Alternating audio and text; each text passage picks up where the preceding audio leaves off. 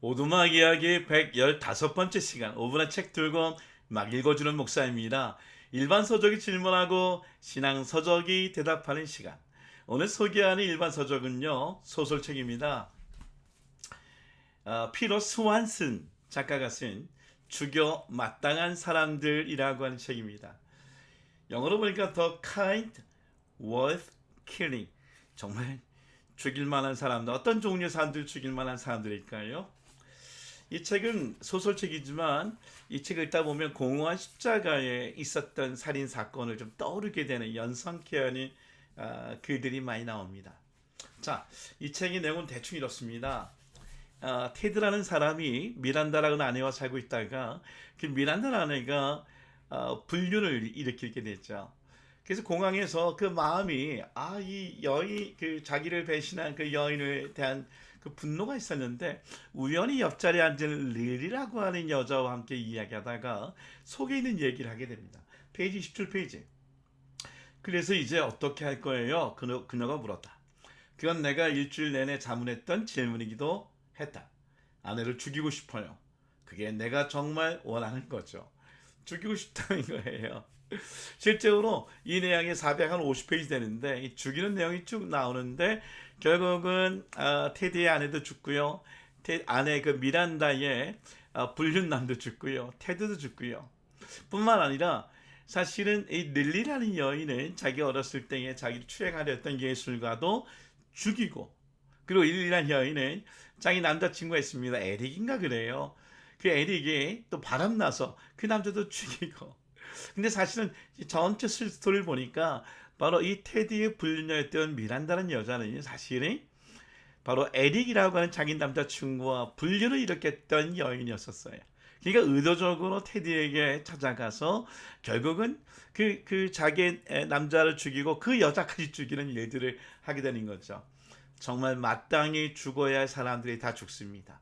추행한 사람, 바람 피운 사람, 뭐 이런 등등의 얘기예요.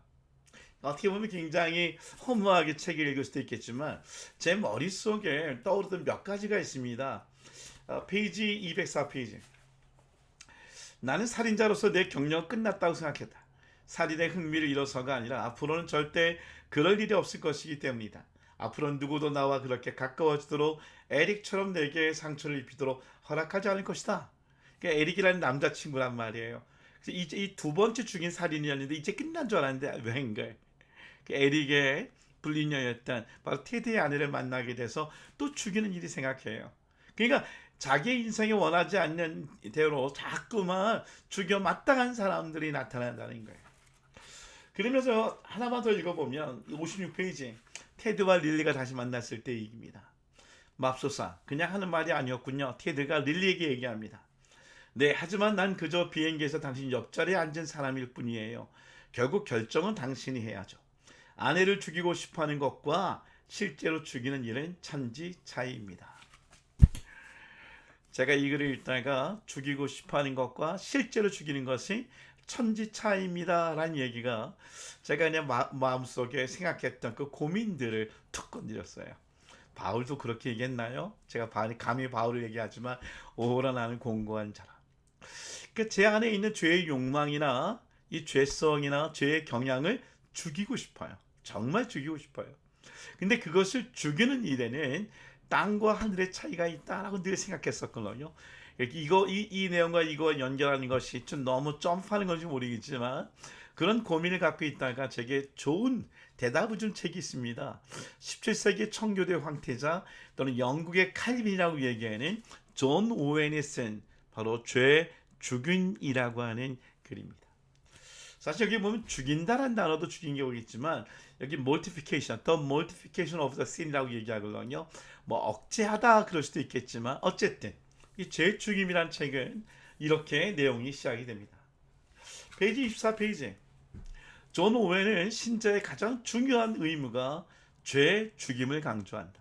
그러니까 내가 이 죄가 없어져야지라고는 마음이 아니라 정말 죄를 죽여야 된다는 거예요.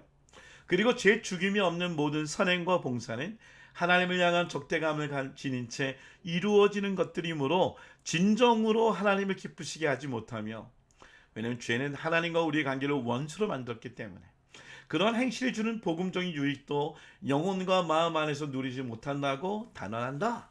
와, 굉장히 강하게 얘기하죠. 존 오웬은 그렇게 얘기합니다. 그러면서 페이지 56페이지, 죄를 죽이는 제일의 주권적 원인, 그 죽일 수 있는 힘이 무엇이냐, 이렇게 얘기합니다. 오직 성령만이 죄 죽임에 충족하십니다. 내재하는 죄를 죽이는 제일의 주된 원인은 성령이다라고 얘기합니다. 60페이지, 왜 죄 죽임은 성령의 사역인가?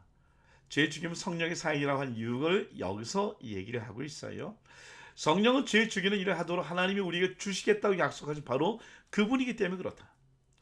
우리는 그리스도로부터 죄를 죽이는데 필요한 모든 것을 다 받습니다.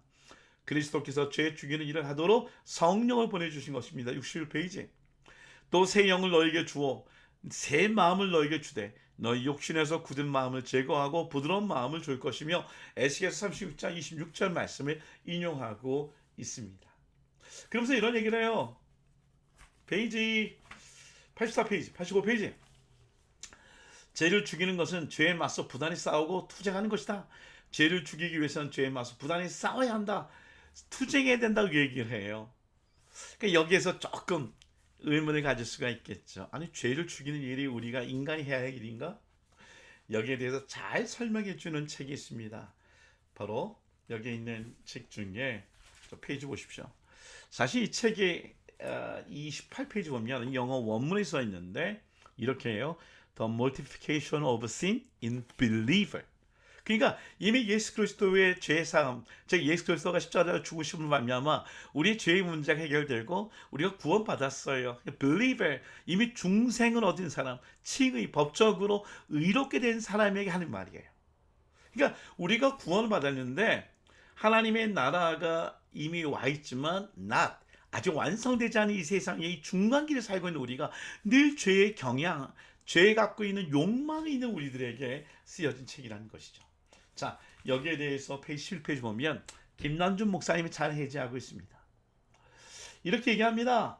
죄 죽음에 관하여 이 책은요, 로마서 8장 13절을 기초 본문으로 주의하면서 전개되는 죄 죽음의 교리는 청소년들에게 설교했다는 것이에요. 그러니까 그분이 옥스퍼드 부총장이었거든요. 우리가 잘 아는 크로멜이 옥스퍼드 총장일 때예요. 그러니까 그들에게 강력하게 청교도로 인하여 복음을 구원을 받았다고 하지만 거기는 죄의 경향으로 쓰러져 가고 있는 사람들에게 던져주는 책의 목적이 있었다는 것이에요. 그래서 페이지 18페이지 이런 얘기합니다. 여전히 17세기에는 천주교의 영향력이 있었고 특히 영국은 성공의 천주교의 경향을 갖고 있는 그때에 청교도에는 여러 가지 분류가 있었습니다. 페이지 18페이지, 토머스 카트라이트와 같은 율법주의 청교도가 있었고 리처드 백스터와 같은 아르미니스적인 청교도가 있었고 신비주의적 청교도, 이런 청교도가 있었는데 존 오웬은 복음적인 청교도를 강조하였다는 것입니다. 자, 여기에 대해서 잘 설명해 준 글이 있어요. 페이지 33페이지. 존 오웬의 성화로는 앞에서 살펴본 것 같이 죄 죽임을 위해 역사하시는 하나님의 은혜의 주도성을 전제로 하고 있다. 그러니까 하나님의 은혜는 전제로 하고 있고, 그 다음에 존 오웬의 신학에 있어서 성화되어가는 인간이 결코 이러한 은혜 작용에 있어서 피동적인 대상으로만 묘사되지 않는다. 은혜 연합 안에서 죄를 이길 수 있는 무한한 은혜의 공급이 약속되어 있지만 인간 안에 주어진 거룩한 은혜의 모든 작용은 결코 인간의 의지 작용을 초월해서 이루어지지 않는다는 것이다.